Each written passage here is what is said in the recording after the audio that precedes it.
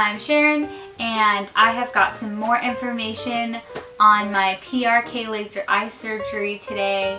It is Monday, the 25th, and my eye surgery is on the 28th. In my last video I said that I had an appointment on Friday, and I was hopefully going to get some more information then. Turns out I was a little bit late to the appointment, so the only part that I made was just to double check that my prescription didn't change, and it hadn't. So I was just there for 5 minutes and then I left. And then I got a phone call today with all the other information about the day of the surgery. So that's what I'm going to talk about, along with some information that I have that was given to me before that I thought might be helpful to others. So I'll just start with, it has different categories. There's 2 weeks prior to surgery, 2 days prior to surgery, day of surgery, what to expect, and then there's a whole sheet of post-op. So I'm going to go over the pre-op and then the post-op, and then I'll probably be done with the before part of this all.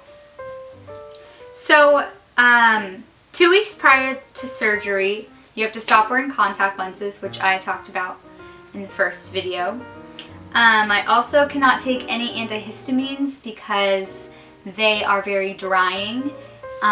Probably other reasons too. So no NyQuil, no Tylenol, no Sudafed, no Allegra.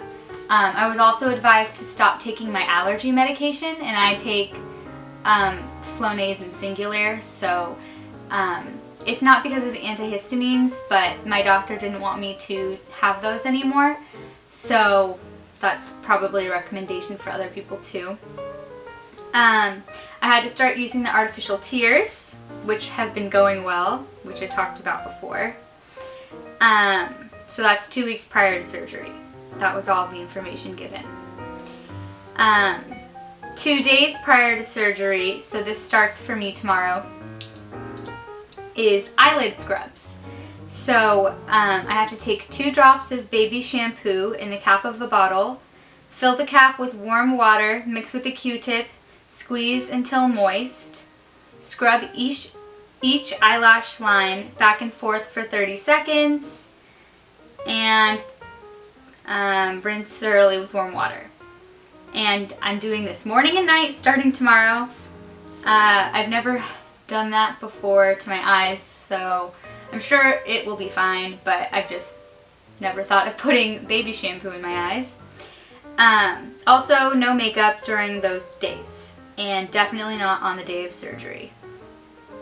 Okay, so on the day of surgery, it says no makeup, no perfume, no cream, no lotion, anything on your face, no jewelry.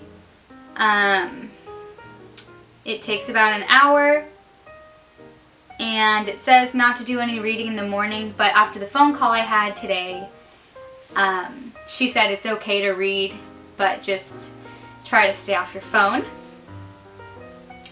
And what to expect. Now, a lot of people say online that I've seen that their doctors didn't give them a very good representation of what it was going to be like after surgery. They said things like, oh, it'll hurt a little bit, but it'll be fine after a day.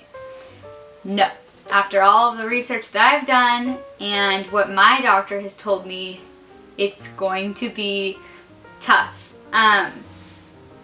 So in this, it says, it's talking about exactly what happens in the surgery. I'll go ahead and read it. It says, you will meet with your surgeon prior to the surgery to go over any questions you may have. I'm sure that's the same with everybody. Remember to lie still, listen to what the surgeon tells you, look for the red light above you, focus on it as directed by your surgeon. The actual laser application varies for each eye. The laser will make a loud clicking sound as it's firing. You may feel some pressure or vibrations, but you should have no real pain during the procedure. Okay, so that's the information that I've gotten on that, and I'm sure that I'll be able to explain that more after it's actually been done. So now the post-op, that's where it gets scary. So post-op, there's lots of eye drops involved. So I'm going to have an anti-inflammatory and an antibiotic, and I have to take one of them every hour and the other one every couple hours because it's 4 times a day. The anti-inflammatory is the one that's every hour, and the antibiotic is the 4 times a day one. I also will be taking a Valium before surgery, which was prescribed to me. And they also gave me a prescribed painkiller. I forget what it's called, but that is for after the surgery as well. Now I know that some people don't get a prescription drug for pain, so I guess it depends on where you get it done, but I'm getting it. And they said that it's my choice if I want to take it. I don't have to because some people don't want to. Some people just go with Tylenol or Advil or whatever. So that's that. Along with the medicated eye drops, they also want you to take artificial tears, the same ones that I've been taking for the last 2 weeks. So that's the Refresh Plus and the I don't know how to say that, but the purple one that I said before. Also, you have to take vitamin C for the first month after surgery. I am not sure why that is. So you might want to do some research on that. And then it talks about eye shields. So for me, they're to be worn the entire day of surgery and at bedtime for the first week. So it doesn't really make sense to me why you would be wearing the eye shields like at bedtime, but I don't know. I'm gonna listen to what they say, and if anyone knows the reason why, that'd be nice to know. Also, they put the healing bandages in your eyes, which are like the contacts with no prescription. It keeps your eye safe and decreases pain. It stays in your eye for 5 to 7 days, and then it's removed by your doctor. And it says, if it falls out, do not attempt to put it back in. Although I've also seen videos where they had their friend help them put it back in, and it was fine. But I don't know. I guess it would depend on how bad that hurt. Hopefully that doesn't happen to me. Okay, and then it says activities, expectations. Now this is the scary part. It says no reading, watching TV, or computer work the day of surgery. It also talks about how you can't have any antihistamines again, so that's a big one. No eye makeup or exercise or dirty environments for 1 week. No swimming, saunas, or hot tubs for 2 weeks. No contact sports for a month. You can't drive until it's permitted by your doctor. I've heard that it's a week until you can drive, but I also talked to a friend who said that she didn't start driving for a month because she didn't feel comfortable doing it. But apparently after a week, your vision is somewhat stable to the point where things are just not super sharp, so you can drive, but it depends on your doctor. It says it's normal for your vision to fluctuate for the first month, and then your vision will over time improve, but everyone heals differently. It says reading and night driving is going to be difficult initially.